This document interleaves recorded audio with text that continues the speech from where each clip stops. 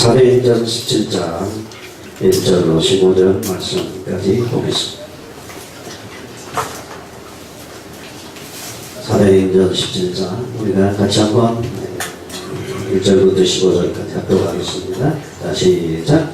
그들이 알리볼리와 아볼리아나로 가다가 데살로니가에 이르니 거기 유대인의 교회당이 있는데 바울이 자기 관례대로 그들에게로 들어가서 새 안식일에 성경을 가지고 강론하니 그것을 토론 그리스도가 해를 받고 죽은 자가 원해서 다시 살아나야 할 것을 증언하고 이르되 내가 너에게 전하는 이 예수가 곧 그리스도가 아니니 그 중에 어떤 사람은 곧 경건한 헬라인의 큰 무리와 적지 않은 기고인도 원함을 받고 바울과 신라를 따르나 그러나 유대인들은 시기하여 저 자리에 어떤 불량한 사람들을 데리고 때를 지어 성을 소동하게 하여 야손의 집에 침입하여 그들을 백성에게 끌어내려고 찾았습니다.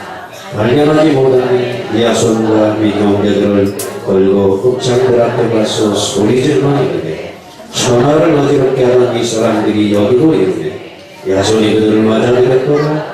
이 사람들이가 가이사의 명을 구하여 말하네 다른 임금도 예수가 하는 이가 있다 하더이다. 여기와 읍장들이 만들고 소동하여 야손과 그 나머지 사람들에게 보석금을 받고 노하여 주니라. 남의 형제들이 바울과 신라를 베레아에 보내니 그들이 이르러 유대인의 회당에 드러나니라. 베레아에 있는 사람들은 데살로니가에 있는 사람들보다 더 너그러워서 간절한 마음으로 말씀을 받고 이것이 그런가 하여 밤마다 성경을 상고하고 그중에 맺는 사람이 많고 또 헬라의 기부인과 남자가 적지 않으니 데살로니가에 있는 유대인들은 바울이 하나님의 말씀을 베레아에도 전하는 줄을 알고 거기도 가서 우리를 움직여 소동하게 하니 형제들이 곧 바울을 내보내어 바다까지 가게 하니 신라와 디모데는 아직 거기 머물더라. 바울을 인도하는 사람들이 그를 데리고 바벤까지 이르러 그에게서 신라와 디모데를 자기에게로 속히우게 하라는 명령을 받고 떠나니라. 아멘. 자, 오늘도 따라서 합시다. 십자가 보게 하는 나를 덮으시고 성령의 감동으로 예배에 성공하게 하옵소서. 자, 인사합시다. 사람에게 오늘 예배에 성공하세요. 은혜 받으세요. 성령의 불 받고 전도제자 정연됩시다. 네, 오늘도 그리스도 예수 안에 있는 은혜와 평강이 여러분들의 삶 속에 가정에 서로 넘치시기를 주님의 이름으로 축원합니다. 계절이 완전히 이제 완전한 가을이 됐습니다. 세월이 갑니다. 주님도 오십니다. 아멘? 그러니까 우리 믿음도 자라나야 되고 기름을 준비하는 지혜로운 다섯 처자처럼 깨어 복음을 전거하는 증인이 되어야 될 줄로 믿습니다. 우리가 사도행전을 쭉 살펴보고 있는데요. 지난 주간은 추석 주간이었기 때문에 우상에 관한 메시지가 아테네 전도와 조금 더 적합한 것 같아서 16절 이하의 아테네 전도를 먼저 우리가 살펴보았습니다.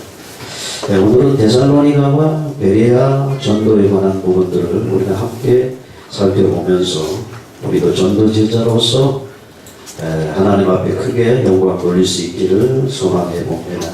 사도행전은 전도행전이라고 했고 우리가 사는 이유는 전도에 있다. 이렇게 답을 내리는 것이 합당한 답인 줄로 믿습니다. 전도의 방향 맞춰 우리가 살게 되게 되면은 내가 살 이유를 깨닫게 되어지고 하나님이 어떠한 절망적인 상황 속에서도 성령의 능력으로 함께 하셔서 그 모든 고난과 역경을 극복하고 감정하여 선을 이루는 하나님의 영광을 드러내는 축복자로 승리하게 될 줄로 믿습니다.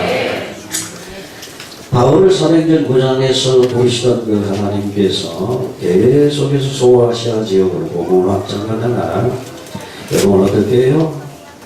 어서 와서 우리를 도우라. 바비로냐 환상을 통해서 구라파의 문을 열게 하시고 계속해서 복음이 확장되는 그런 현장을 우리가 살펴보고 있습니다. 사실 빌립보에서 바울의 목적지는 데살로니가인데요. 데살로니가까지는 160km 정도 된다고 합니다. 그렇다고 한다면 이 먼 길까지 바울은 이 복음의 열정을 막을 수가 없었던 모습을 봅니다. 우리는 가까운 동네에서 복음 전하는 것도 힘들어하고 쉽게 포기할 때가 많았죠. 또는 바울은 160km라고 하니 엄청나요. 저도 군대에서 100km 행군을 여러 번 했습니다. 참 죽을 맛이다가 100km 걸어간다는 게 쉬운 일이 아니거든요. 160km가 된 그곳까지 뭘 때문에 생명 살리고자 하는 이 뜨거운 주님의 가슴 열망을 가지고 나가는 줄 믿습니다. 두 번째로 우리가 살펴볼 것은 데살로니가 전도에서 바울이 하는 전도 방법과 그 내용이 무엇이었는가 첫 번째로 살펴보려고 하는 것입니다. 사실 사도행전 9장 초반만 해도 이 다메섹이라고 나와 있죠. 까지 가서 예수의 제자들을 잡아오고자 했던 바울이 그가 살았던 삶과는 반대되는 복음을 전가하는 삶으로 나가고 있는 것을 보는데 사실 하나님께서 그를 너는 너희 택한 그릇이다 제명하여 부르시고 이방인의 사도로 그를 세웠던 것을 우리가 잘 알고 있습니다. 근데 바울이 예수를 만나고 난 다음에 예수님이 그리스도 메시아 맞다 복음을 바로 전거하게 됐는데 이 유대인들은 어떻게 해요? 이 그리스도를 받아들이지 않고 있는 거예요. 그러니까 바울은 늘 안타까운 마음으로 왜냐하면 그 모습은 자신의 옛날 모습과 다르지 않았기 때문에 그렇습니다. 그들의 심정을 누구보다 잘 아는 바울이었기 때문에 자들 유대인들을 회심시켜서 자기처럼 하나님의 도구로 쓰임받게 하고자 하는 열망이 남달랐다라는 부분을 보게 됩니다. 뿐만 아니라 누구보다도 유대인들이 자라온 배경을 잘 아는 바울이었기 때문에 바울은 성경의 뜻을 풀어가며 그 성경 구약 성경이죠. 39권의 구약 창세기부터 말라기까지 성경을 가지고 뜻을 풀어서 구약 성경에서 말하는 오실이라고 하는 메시아도 하고 예수님이다 라고 전하고 있다는 겁니다. 사실 한때 예수님의 제자들을 잡으려고 했던 그 열심 또 유대 가문에서 받았던 교육과 같은 이 바울의 과거가 현재 복음을 전하는 통로가 되어 하나님께 쓰임받고 있는 모습입니다. 그 과거에도 주님을 만나지 못했지만 유대교의 열정, 율법을 배우고자 하는 그 열망 이것이 달라진 게 아니라는 얘기죠. 주님을 만난 이후에 오히려 그것이 축복의 통로가 돼서 하나님이 바울을 쓰고 있는 모습을 봅니다. 그러므로 여러분 우리 인생 여전히 어떤 순간도 우리가 없는 인생은 없습니다. 하나님이 함께 하실 때에 지금껏 그 살아왔던 지난날의 고난, 좌절된 시간들 그 어떤 것도 현재 삶의 통로로 새롭게 되어 하나님의 영광을 드러내게 된다라는 사실입니다. 그래서 하나님께서 바울의 지난 과거를 통해서 당신의 뜻을 이루어 가셨듯이 오늘 우리의 삶 또한 하나님 안에서 새로운 하나님의 뜻을 담는 통로가 될 것입니다. 지난날의 아픔을 연연하지 마시고 지난날의 아픔이 이제는 복음의 능력으로 치유받고 이제는 지난날의 과거의 실수 상처로 오늘의 복음 전하는 발판과 기름돌로 하나님의 영광을 위해서 돌진해 가시기를 주님의 이름으로 축원합니다. 사실 바울과 실라는 빌립보에서 암비볼리아, 아볼리아를 거쳐 다시 서쪽으로 데살로니가에 도착했다고 오늘 여기 1절을 말하고 있습니다. 이 데살로니가는 마게도냐 지경의 수도입니다. 인구가 당시 20만 명이나 머물던 대도시라고 하죠. 그러니까 정치, 무역, 교통의 중심지였습니다. 사실 빌립보는 로마의 식민지였지만 데살로니가는 유대인에게 해당이 있었고 자유로운 도시였습니다. 즉 독자적인 법과 제도와 세금, 행정관과 의회를 갖추고 있는 도시였다는 얘기죠. 그러나 빌립보 지역에서는 로마의 지배를 받고 있는 그러한 곳이어서 해당을 찾을 길이 없어서 말레토에 가가지고 루디아를 만나는 이러한 기록을 얘기하고 있지만 데살로니가에는 회당이 있었어. 의뢰이 거기 들어가서 유대인들을 상대로 먼저 복음을 전하는 것이 바울의 전도 방법이었다는 얘기입니다. 과거에 바울은 어디서 주로 활동했으면 회당에서. 그러니까 그런 회당에 들어가서 익숙하게 모여있는 사람들과 율법을 얻을 때에 토론할 수 있는 과거의 자기 경험들이죠. 그러니까 저는 자기의 과거의 삶과 무관한 것부터 가지고 복음 전하는 것이 아니에요. 자기가 익숙해 있는 그거 율법을 과거에 가르쳤잖아요. 그거부터 찾아 들어가서 복음을 전하는 방법을 택하고 있는 모습을 보아지게 되겠습니다. 그의 업무는 성경을 읽고 그 뜻을 풀어서 그리스도가 해를 받고 죽은 자 가운데 다시 살아날 부활에 관한 이 부분을 전하는 것이었다. 그러니까 십자가의 죽으심과 부활이 복음의 능력 아닙니까? 그런데 사실 이 유대인들에게 있어서는 그리스도가 어떤 분입니까? 이스라엘 백성들이 이방 정복자의 통치와 억압에 굴러여서 그들을 해방시켜 주신 구원자로 오랫동안 기다려온 메시아를 지칭하는 것이죠. 그러나 이스라엘 백성들은 어떻게 억압과 탄식, 가난과 이런 고난 역경 속에서 그들의 유일한 소망은 뭡니까? 메시아가 오시리라는 것이었죠. 아니 그런데 그런 메시아가 십자가에 달려 죽는다는 것은 유대인들에게는 납득할 수 없고 받아들일 수 없는 그러한 사실이었다라는 얘기죠. 그러니까 우리가 유대인들이 왜 그렇게 핍박하는가라는 배경을 조금 잘 알고 있어야 되겠습니다. 유대인들이 자신들 때문에 십자가에 달려 돌아가셨다가 다시 살아나신 나사렛 예수가 바로 그 메시아, 오시리라고 했던 그 메시아는 이미 떠니 오셨다라고 그분이 부활하셨다는 이거를 설명해 주고 있다는 얘기입니다. 다시 말해서 바울 전도 내용의 핵심이 뭐냐? 오늘 3절에 분명히 말해요. 뜻을 풀어 그리스도가 해를 십자가에 죽으시고 죽은 자 가운데 다시 살아나 부활에 관한 것을 전언하는 겁니다. 내가 너희에게 전하는 이 예수가 곧 그 메시아 그리스도다 라고 얘기하고 있다라는 얘기죠. 사실 이게 유대인들에게는 납득이 잘 안 되는 것이죠. 당시 유대인들은 메시아가는 고난이 없는 영광의 메시아를 그들은 바라보고 있었다는 얘기죠. 그들은 정치적인 메시아를 기다렸습니다. 지금 로마 확정 속에서 시달리고 있잖아요. 세금을 막 뜯어가고 자유와 이런 부분들 하나님께 자유롭게 하는 이런 부분들이 억압된 상황 속에서 정치적인 메시아가 와서 로마군을 몰아내주고 자기를 해방시킨 메시아 뿐만 아니라 경제적인 메시아만을 가지고 있었습니다. 가난과 질고를 꺾어내고 풍요와 회복, 축복, 번영 이런 것들을 바라보는 메시아만을 가지고 있었다는 얘기입니다. 근데 바울은 성경 말씀에 기초해서 그들은 그릇된 메시아만을 깨우쳐 주었습니다. 성경에서 가르치는 메시아와는 뭡니까? 고난을 통해 영광을 얻는 메시아. 그래서 그는 그리스도가 왜 고난을 받고 십자가에 못 박혀 죽어야 하고 또 죽은 자 가운데서 다시 살아나야 할 것을 성경을 가지고 풀어서 논리적으로 증명했다라고 말하고 있습니다. 우리 중에 어떤 사람이 예수 믿는 것을 유대 사람들처럼 정치적인 메시아, 경제적인 기복적인 생각을 가지고 종교생활하는 사람이 적지 않아 많습니다. 그래서 성경이 말하는 것은 무엇입니까? 예수를 믿으려고 한다면 고난도 받아야 된다. 실제로 고난을 통과한 영광을 성경은 얘기하고 있다는 얘기입니다. 이것처럼 십자가 부활로 우리 인생들의 근본적인 문제, 죄와 육생과 사랑의 문제, 죽음의 문제를 완벽하게 해결할 수 있습니다. 세상 그 어떤 종교도 죄 문제 해결할 수가 없습니다. 죽음의 문제를 해결해주는 종교가 없습니다.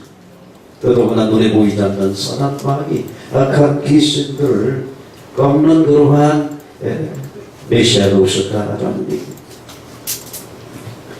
예수님은 십자가 부활을 증거하면서 이 문제를 해결하셨다. 십자가의 복음을, 죄사함의 복음을 증거, 부활의 복음을 통해서 죽음의 문제를 해결하십니다. 은혜의 복음을 통해서 지금 성령 보혜사 성령이 오셔서 누구든지 믿기만 하면 구원을 받는 이 은혜의 복음, 하나님 나라의 천국에 대한 소망의 복음을 증거하고 있는 모습을 봅니다. 그리고 예수님 바로 성경에 우리가 한 메시아 약속된 그리스도다. 예수님은 살아계신 하나님의 아들이시다. 예수님 부활하신 영원하신 왕이다. 이 예수가 곧 그리스도다. 배운 바울의 메시지에 핵심적인 주제였다라는 얘기입니다. 사실 예수가 그리스도 성경의 전체적인 주제죠. 구약 성경은 오시리라 누가 메시아, 신약 성경은 그분이 오셨는데 그분이 나사렛 성장한 예수다. 발세르산을 어떻게 해요? 그분이 성취하시고 당신과 똑같은 다른 보리사 성령을 보내서 주님을 알게 하시고 주님을 존경하게 하고 주님을 통해서 아버지께 영광 돌리게 하신다. 이분이 성령을 통해서 반급하기를 복음을 전도하게 하시고 모든 민족이 복음이 전도되면 다시 오신다라는 것이 성경 전체의 약속입니다. 그러니까 성경은 창세기부터 요한계시록까지 누구에게? 예수에 관한 얘기를 하고 있는 것입니다. 그러니까 예수 믿는 우리가 예수 그리스도를 바로 이해하지 못하고 알지 못한다고 한다면 온 땅에 지금 종교화되고 있는 천주교나 기독교 동이나 그렇게 허구적인 신앙생활을 할 수밖에 없다라는 부분을 우리가 깨달아야 될 줄로 믿습니다. 사실 예수가 그리스도라는 것은 우리에게 굉장히 중요한 것입니다. 따라서 그것만저리도 충분히 전도가 될 것입니다. 왜냐? 예수가 그리스도 되심을 밝히 전도할 때에 성령 역사하시기 때문에 그렇습니다. 여러분 초대교회 전도 내용이 무엇이었습니까? 사도행전 5장 42절 보니까 그들이 날마다 성전에 있든지 집에 있든지 예수는 그리스도라고 가르치고 전도하기를 그 취지하에 있다.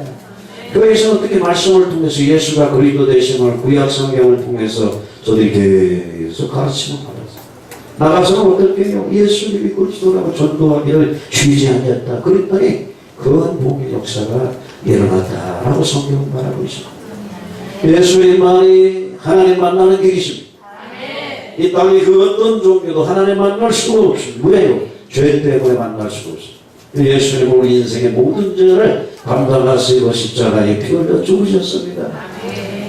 어느 나라 민족도 사망의 권세를 잡은 사단 마귀를 이긴 적이 없습니다. 마귀의 종로로 당합니다. 예수만이 사망 권세를 잡은 사단의 권세를 뺏겨내시고 부활하신 영원한 하늘과 땅의 왕이 되신 줄로 믿습니다. 하나님 우리를 사랑하셨습니다. 아들을 보내시고 그걸 믿기만 하면 우리 모든 죄를 용서하시고 구원하시기로 약속하신 줄로 믿습니다. 그래서 바울이 해방에 들어가서 이 부분을 강조히 했다는 겁니다.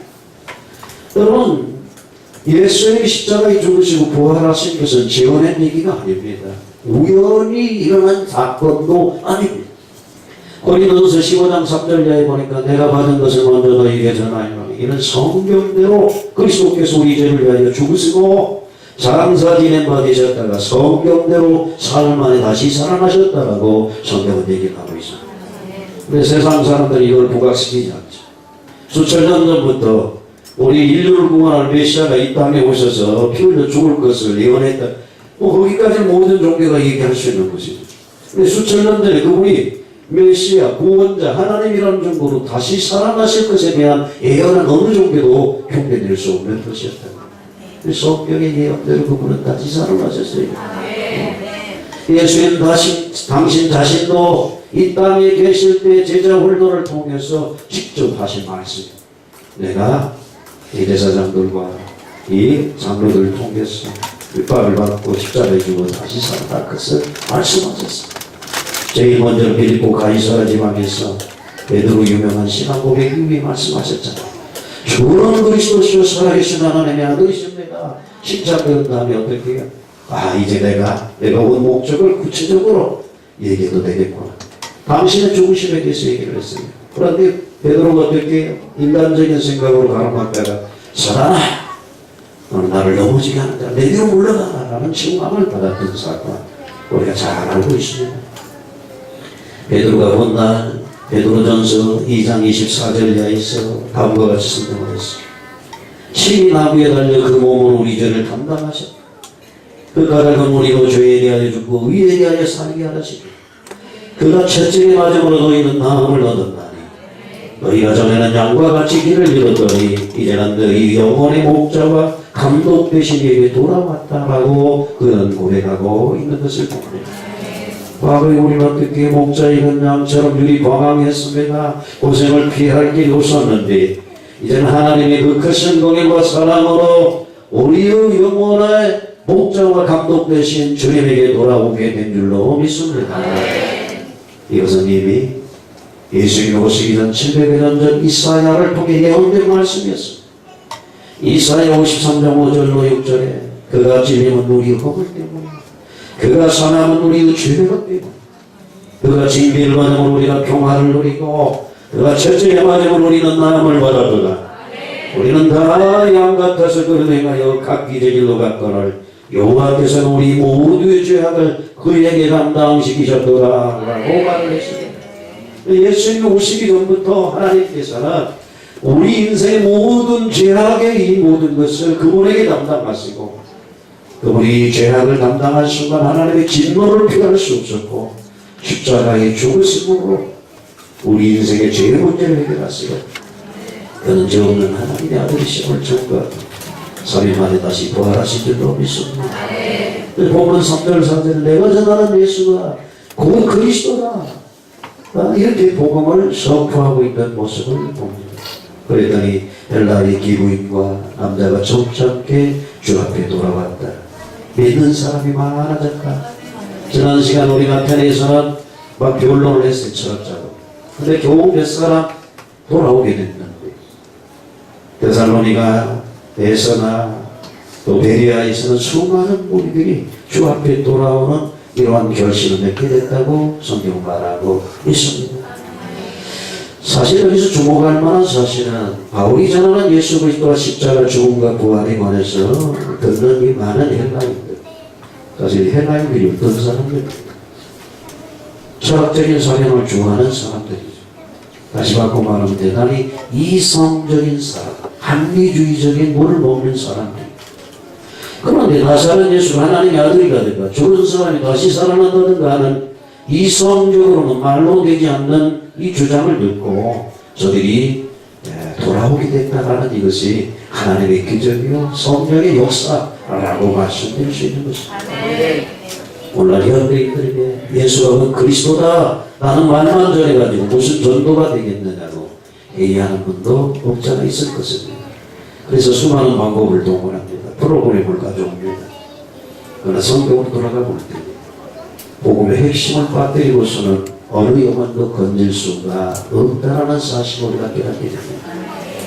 사실 바울의 전도 사회 가운데 나타난 하나님의 역사를 똑똑히 보아야 되는데 고린도전서 2장 3절 내 말과 내 전도하며 설득력 있는 지혜의 말로 하지 아니하고 다만 성령의 나타나심과 능력으로 하여 너희 믿음이 사람의 지혜에 있지 않냐고 다만 하나님의 능력이 있는 것을 보게 한다라고 분명히 말을 했습니다.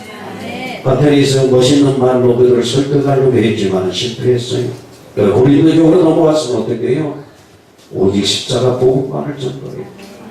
어떻게 해요? 그 설득력 있는 내 지혜의 지식의 말로가 아니라 성령의 도우심으로 증거할 때에 성령의 역사할 때에 구원의 역사가 나타나게 되는 줄로 믿습니다.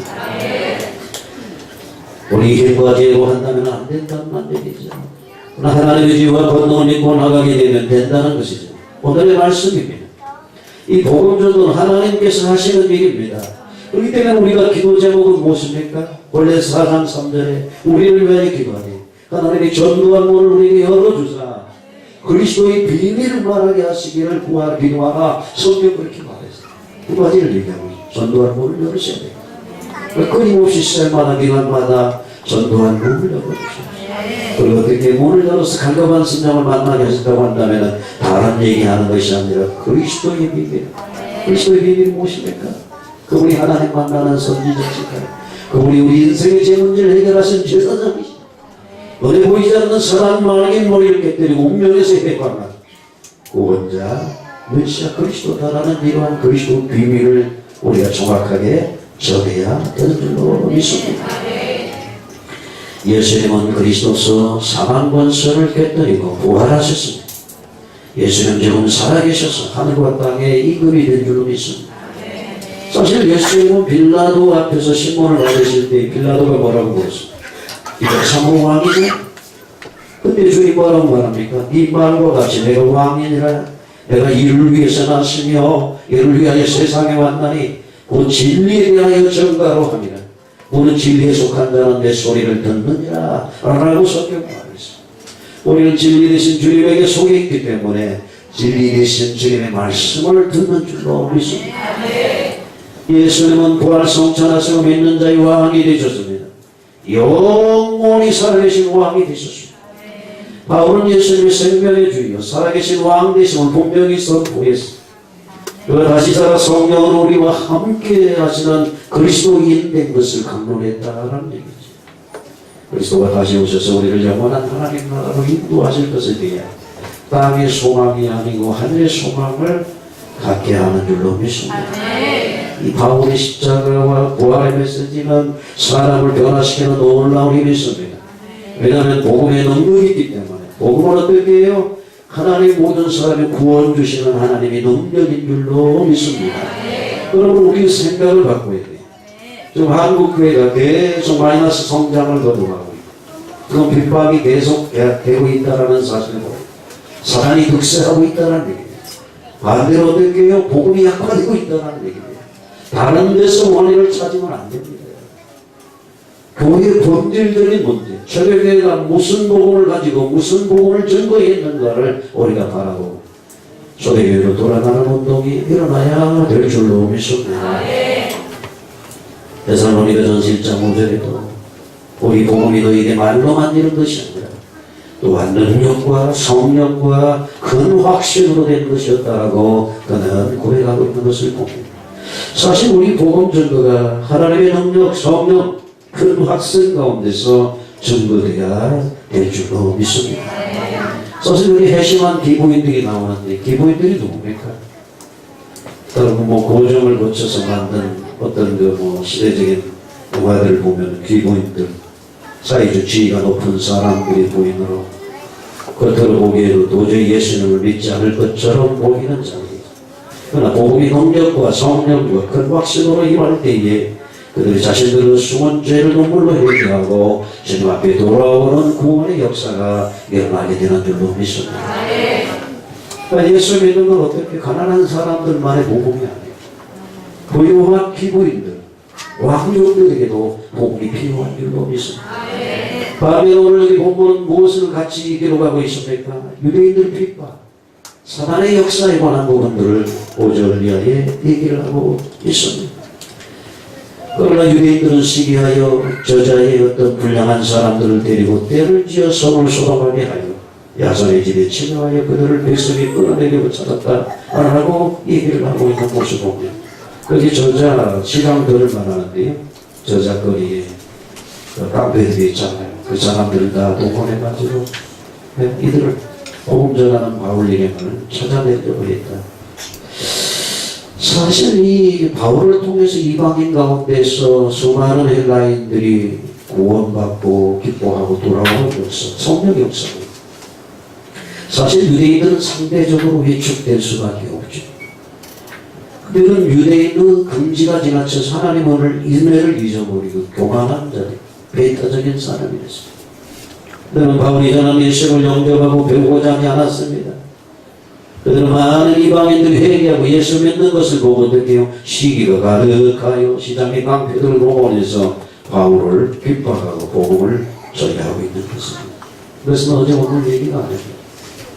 원수사단 마귀는 이 모양 저 모양으로 복음 전하는 사람들을 핍박하고 막고 있다는 사실을 우리가 깨달아야 될 줄 믿습니다. 그래서 야손의 집에 침입해서 너희들이 이 온 땅을 소란하게 하는 저 무리들을 이 집에 받아들였지. 다시 바꿔 말하면 본인 언익죄로 고소하고 있는 것입니다. 뿐만 아니라 저들 고소 내용은 무엇입니까? 가이사의 명을 고해가요. 다른 이는 곧 예수를 하는 이가 있다, 하이되이다 라고 얘기를 하고 있는 모습을 보아지게 되겠습니다. 다른 예수. 사실 저들이 말한 교훈대로 예수님은 다른 이유, 땅의 이문과는 다른 가이사 시제와는 다른 하늘과 땅의 본세를 가지신 만왕의 왕이십니다. 진리왕의 평화의 왕으로 바울이 증거했다.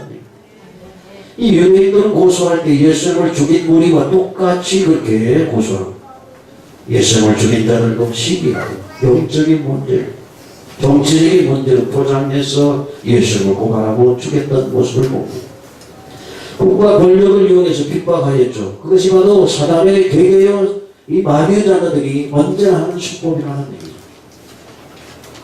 사실 우리가 잘 알다시피 다니엘도 마찬가지죠. 왜 파사, 정권, 정치, 권력을 이용해서 다니엘이 하고자 하는 이 하나님의 뜻을 가로막고 핍박하게 됐습니다. 그런데 다니엘이 21일 동안 금식하며 하나님 앞에 기도할 때에 하나님이 미카엘 천사상을 보내셔서 어둠의 세력, 정치 권세 배후에 있는 어둠의 세력을 결박함으로 엉달이 문이 열려지기 시작한 줄로 믿습니다. 우리가 복음 전하는 이러한 것들이 단순한 어떤 그런 결과물이 아니라는 사실을 알아야 됩니다.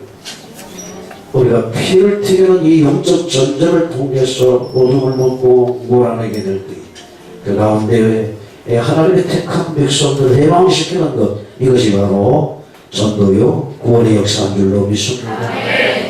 8절 9절에 보게 되니까 무리와 억장들이 이 말을 듣고 소동하여 야손과 나머지 사람들에게 공소품을 받고 도와주었다. 사실 어느 것이나 이 야손과 같은 사명단이 숨어 있다는 얘기죠. 전도자들을 보호하고 함께 협력하여 복음을 전하고 어려운 일을 당했을 때 어떻게 해요? 물질적인 손해가 된다 할지라도 예수님의 고난에 동참하는 은혜를 입은 이러한 사명자 오늘 여러분 되시기를 주님의 이름으로 축원합니다. 데살로니가 전도가 이제 계속되고 난 다음에 10절부터는 15절까지 베레아 전도에 대해서 얘기를 하고 있습니다. 10절은 바로 형제들이 바울과 실라를 베레아로 보내요. 그들이 이르러 유대인 회당에 들어갔다라고 이렇게 짤막하게 얘기를 하고 있어요. 사실 바울이 16장에 매를 맞고 빌립보 감옥에서 고통을 당하죠. 17장에 불량비에 쫓겨다니는 신세가 됐어요. 이 형제들이 바울과 실라를 베레아까지 보냈다고 그랬는데요. 베레아까지 거리는 학자들 문헌을 참고를 하니까 96km 되는 거리고요. 그것도 밤에. 요즘처럼 어떻게 해요? 막 도로가 발달되어지고 전등불이 막 켜지고 그런 것도 96km 여러분 한번 가보세요. 이때 당시에 칠흑같이 어두운 그 얼마나 다급했으면 그런 배량까지 도망가게 됐습니다. 복음적으로 사명을 감당하는 길은 평탄한 길만 있는 것이 아니며 가시밭길이라는 것이죠. 그러나 그것이 우리에게 맡겨진 사명이라고 한다면 우리는 바울처럼 기꺼이 그 길을 가야 된다는 얘기죠. 너무나 많은 사람들이 기복적인 신앙 속에서 무리신앙, 분명신앙에 이끌려서 움직이고 있죠. 그러다 보니까 어떻게 조금만 불이익을 당하고 손해본다고 한다면 그냥 가차없이 교회를 떠나버려요. 왜 그럴까요? 예수 그리스도 복음을 잘못 이해한 거예요. 메시아를 잘못 이해한 것이지. 그래서 우리는 이 시대에 복음을 바로 일깨우고 예수 그리스도의 이 메시아를 바로 정립해서 고난을 통한 영광에 이르는 축복자로 승리할 수 있도록 우리가 도와줘야 될 줄 믿습니다. 근데 베레아로 넘어왔는데 베레아 사람들은 어떻게 해요? 또 다른 지역 사람들과 달랐던 모습이 오늘 이 본문에 기록되어 있습니다. 저는 우리 교회가 베레아 교인들처럼 그러한 순수한 일본이 되었으면 좋겠습니다. 가는 곳마다 바울의 전도 방법은 회당으로 갔어요. 거기 유대인들이 있어요. 얘기가 통하죠. 왜 과거에 거기서 본인이 가르치고 익혔던 장소이기 때문에 쉽게 말문이 열리게 되었어요. 그곳에서 성경을 통해서 오시는 것이 이미 왔다라는 복음을 전한 것이죠. 거기는 어떻게 해요? 유대인의 핍박을 예상했었습니다. 그러나 베레아에서 뜻밖의 일이 일어나고 있습니다. 11절에 보니까 베레아에 있는 사람들은 데살로니가에 있는 사람들보다 더 너그러웠다라고 얘기하고 있습니다. 무슨 말일까요? 저들이 마음같이 옥토 같은 생명이에요. 어떤 사람들은 어떻게 해요? 길가락처럼 강팍한 생명, 가시떨기나무 돌짝밭 같은 생명이 있는데 베레아에 있는 교인들은 마음이 너그러웠어요. 네? 일본의 루디아 같은 그런 갈급한 심령들이었던 것 같습니다. 사실 여기 마음이 너그러웠다라는 얘기, 공동번역은 마음이 트인 자들, 마음이 열려있는 자로 번역이 되어 있고요. 새 번역 지난 성경에는 더 고상한 사람, 현대인 새번역에는 고상한 사람들이었다고 번역하고, 지난 우리 개혁한 걸 뭐라고요? 더 신사적이어서 이렇게 번역을 했습니다. 종합에 보면 그들은 마음이 열린 자, 고상한 자, 신사적인 자 되셨다라고 말하고 있습니다. 사실 데살로니가 있는 사람들도 말씀을 잘 역전했습니다. 데살로니가전서 2장 13절을 보면은 데살로니가 교인들은 말씀을 들을 때에 사람의 말로 아니하고 하나님의 말씀으로 받았다라고 얘기하고 있거든요. 여러분들이 강단에서 복음을 전하는 종이 이 시간에 말씀을 전가할 때 사람의 말로 받으면 어떻게 상처가 될 수 있죠. 이제 목사님 나를 보고 하는 소리구나, 나를 치는구나, 뭐 빗대서 있을까, 그렇게 좀 원해가 안 되죠. 하나님의 말씀으로 받을 때에 놀라운 역사가 나타나는 줄로 믿습니다. 그리고 이렇게 하나님의 말씀으로 받은 데살로니가의 큰 역사가 일어났습니다. 그런데 베레아의 사람들은 그들보다 말씀 받는 자세가 더 좋았다는, 데살로니가 사람들보다 더 마음이 넓고 고상한 인격을 가지고 있는 자들이었다. 좁고 편협한 강팍한 심령들이 아니었다는 얘기죠. 마음이 꽉 닫힌 사람들이 아니었다라고 성경 말합니다. 마음이 열린 자들, 너그러운 자들, 그들이 하나님의 말씀을 받을 때 어떻게요? 간절한 마음으로 말씀을 받았다라고, 사모하는 마음으로 말씀을 받았다라고 얘기죠. 이 자리에 여러분들이 베레아 교인들처럼 간절한 마음으로 하나님의 말씀을 사모한다고 한다면 좋은 사람이 어디 있겠어요? 무슨 생각이고? 지루해서 시계 보고 언제 끝나나? 그런 사람이 어떻게 생겨나겠느냐? 간절한 마음, 사모하는 마음. 사도행전 10장에 고넬료처럼 고넬료들이 베드로 목사를 초청해가지고 아침부터 기다리자. 말씀이 떨어지자마자 사도행전 2장에 부어주셨던 성령이 그들 가운데서 역사할 만큼 간절한 마음. 베레아에서도 그랬을 거예요. 저희 열린 마음을 가지고 간절하게 말씀을 받았을 때에 공부하는 사슴이 신의 꼴을 찾는 그 심정에 부어주시는 하나님의 역사. 구체적으로 기록이 되어 있지 않지만 우리는 진짜로 볼 수가 있는 줄 모르십니다. 내게 말씀을 받지 못하는 사람들 보면 그 마음이 영적 소원이 없고 자기 생각이 강하기 때문에, 한마디로 말하면 교만한 자, 교만하기 때문에 교만한 마음을 내려놔야 돼요. 우리가 겸손이라는 건 무엇입니까? 나는 죽을 죄인이라는 거예요. 하나님 없이는 단 1번 1초도 이 땅에 살 수 없는 존재라는 것이 겸손한 마음인 줄로 믿습니다. 우리 교만을 내려놓고 하나님의 말씀을 받아야 되는 줄로 믿습니다. 다른 말로 바꾸고 말하면 은혜 받지 못하는 것은 관심사가 다르다는 말. 하나님의 관심사가 내 관심사가 되면은 하나님의 관심이 있는 말씀을 할 때에 내가 아멘으로 화답할 수 있는데 내 관심이 다른 데 있기 때문에 예배는 종교적인 것뿐이에요. 그냥 예배 드리고 가는 거예요. 의자만 드리고 가는 거예요. 이래가지고 어떻게 하나님 앞에 수익 받을 수 있겠어요? 우리 관심이 영적인데 하나님의 소원이 있을 때에 우리는 베레아 교인처럼 간절하게 우리가 말씀에 기울여 경청할 수가 있는 줄로 믿습니다. 이런 자들은 영적인 비밀을 깨닫게 되고 주의 삶의 은혜를 더 믿게 되고 성령의 기름 부으심을 통해서 능력 있는 전도지자 일꾼으로 거듭나게 되는 줄로 믿습니다. 이들은 우리 한국의 1950년부터 70년대에 이르는 한국 교회들과 비슷한 것 같아요. 우리 한국 교회가 50년, 60년, 70년, 80년대까지 추가합니다. 얼마나 은혜가 갈급했습니다. 기도마다 인산인해를 이루었습니다. 사실 저도 저 시골에 살았지만은 시골교회 소망은 뭐예요? 서울에 있는 큰 기도원에 가가지고 집회에 참석하는 그 열망이었어요. 네? 다른 어떤 관심보다도 한 번 그 집회에 가가지고 은혜 받는 것이 소망이었다고요. 그런 시절이 있었습니다, 여러분.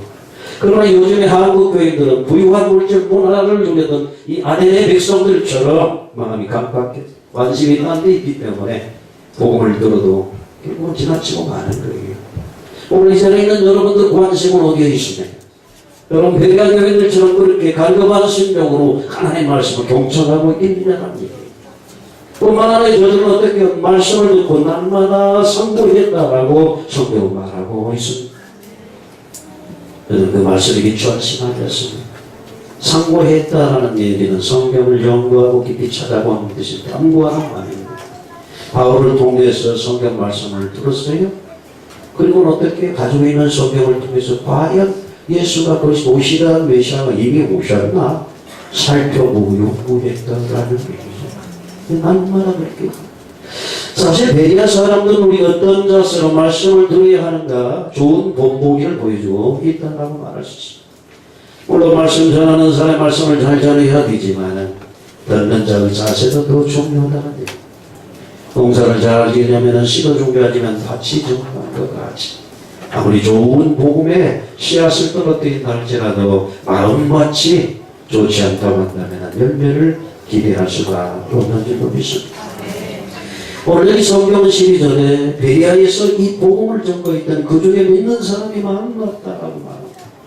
헬라의 기부인과 남자도 적지 않게 했다라고. 다때는 남자가 많이 돌아왔다 이런 표현이 왔는데 베리아에서는 어떻게 해요? 믿는 사람이 많았는데 헬라의 기부인들, 돈 많은 사람들, 귀족층의 부인들뿐만 아니라 남자들도 수십만이 돌아오게 됐다라고 성경은 말하고 있습니다. 우리가 성경을 통해서 복음을 전거할 때에 어떻게 받아들이냐에 따라서 열매가 달라지고 있는 모습을 보여지게 됩니다.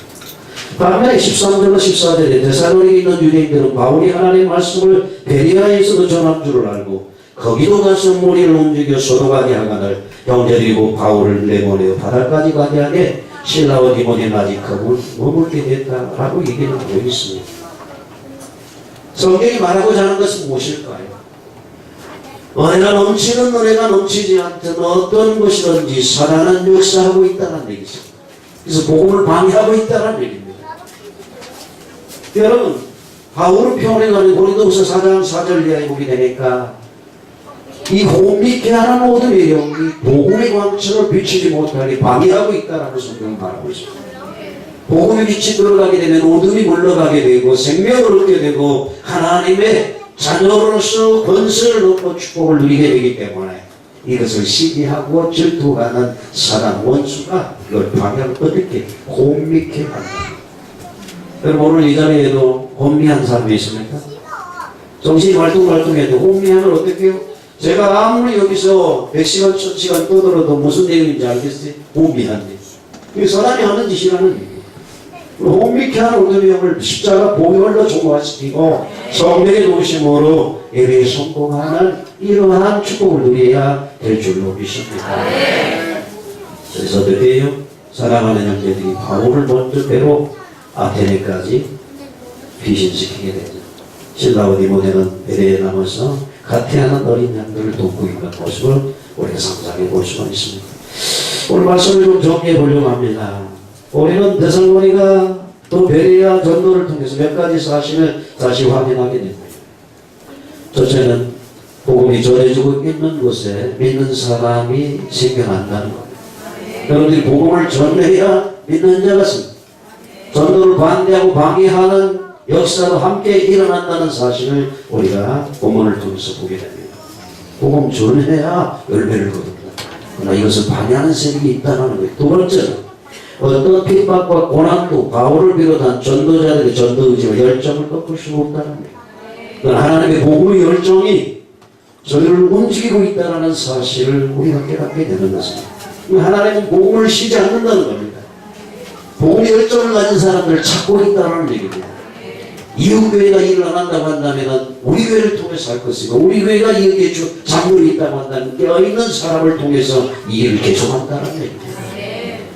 대체로 어떤 적대의 세력 핍박에도 불구하고 하나님께서 여러분과 함께 하시고 신의 역사하심을 보여주심으로 전도자들이 확신과 담대함으로 쉬지 않고 전도에 임하게 하시며 복음을 널리 확산시켜 나가는 사도행전 1장 8절의 성취를 이루어가신다는 겁니다. 네 번째로는 지역과 장소에 따라서 사람마다 나타나는 역사, 이 하나님의 신앙대로 다르다는 것을 보여주고 있습니다.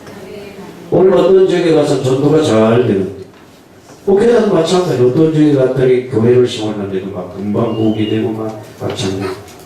그래서 우리는 그 사람에게 포인트를 두는 경우가 너무 많습니다. 이야, 능력 있는 분, 대단한 분. 그래서 성경을 보니까 똑같은 능력을 가진 바울이 가는 곳마다 역사가 다르더라고요. 그 사람들이 어떤 영적인 정도, 갈급한 정도에 따라서 아테네에 있는 사람들은 관심이 늘 유행에 있었어요.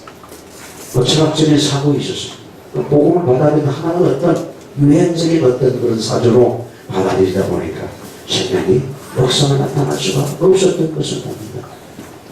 제가 이 말씀을 드린 것은 여러분들 복음을 전가하다가 열매가 없다고 확신하지 말자. 그 가운데는 분명히 하나님의 예비된 영혼이 있을 것입니다. 그 가운데 갈급한 자 중에 충성된 자를 찾아서 그를 통해서 복음이 확산되도록 사명자로 세우는 것이 우리의 사명이다라는 사실을 기억하시길 바랍니다. 말씀했습니다. 전도여행은 한국마다 고난과 핍박의 연속이었습니다. 당시 교통수단도 비냐면 숙박시설비 여행에 관한 정보도 없는 시대 자연의 위험, 짐승의 위험이 있었습니다. 치안이 확보되지 않는 곳을 통과하려면 강도 위험이나 도둑의 위험을 감수해야 했습니다. 그러나 바울을 가장 못되게 한 것은 같은 동족 사람이었습니다. 동족들은 그를 죽이지 못해서 안달이 났습니다. 이유는 한 가지였습니다. 그들이 믿고 있었던 모세 율법 대신에 바울이 복음, 예수가 그리스도라는 이 복음을 전했기 때문에 그렇습니다. 하지만 바울은 그 길을 굽히지 않았습니다. 어떤 위험이나 위기에도 흔들리지 않고 그 길을 갔습니다. 사도들은 그 길을 가다가 다 순교했습니다. 아마 바울도 순교할 줄 알았을 것입니다. 그래도 그는 그 길을 멈추지 않고 갔다라는 것입니다. 그 길이 진리의 길, 영광의 길이었기 때문에 오늘 이 자리에 있는 저와 여러분들도 마찬가지입니다. 수없이 많은 사람들이 넓은 길, 편안한 길 다 해놓은 거 그냥 가가지고 숟가락 하나 얹어놓고 아무것도 하지 않고 누리려고 하는 시대에 우리가 살고 있습니다. 그러나 우리는 좁은 문을 통과해야 되고 좁은 길을 가는 순례의 여정을 가야 될 줄을 믿습니다. 우리 눈과 귀에 아무 증거 없다는 거죠. 믿음으로만 가는 길입니다. 때로는 연약해서 넘어지고 때로는 유혹과 죄에 실패한 경우도 있을 것입니다. 그래도 우리는 다시 일어나서 가야 됩니다. 아픔을 잊고 좌절을 극복하고 죄악을 회개하고 시련을 이기지만 행복한 길이기 때문에 우리는 가야 되는 것입니다. 그때로 김석균 목사님이 되셨죠. 그분의 주의 길을 가니 우리가 잘 아는 찬양 가사를 음소해하고 같이 있습니다. 비바람이 앞길을 막아도 나는 주의 길을 가니 눈보라가 앞길을 가려도 나는 별이 주의 길을 가니 이 길은 영광의 길, 이 길은 성리의 길. 나를 구원하신 주님이 십자가 지고 가셨네. 험한 파도 앞길을 막아도 나는 별이 주의 길을 가니 오진 바람 앞길 가려도 나는 별이 주의 길을 가니 이분이 말씀하신 가사 내용처럼 우리는 이 시대에 주의 복음을 들고 바울과 같이 주의 길을 가다가 그 끝에서 주님을 뵈는 영광의 시간을 맞이할 수 있기를 주님의 이름으로 축원합니다. 우리가 한번 기도하겠습니다. 1분만 우리 한번 말씀을 듣자.